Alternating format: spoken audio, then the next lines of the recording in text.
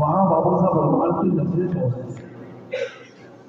और कई बार बचपन में हमने सुना है, आंखों देखा और कानों सुना भी झूठ हो जाता है।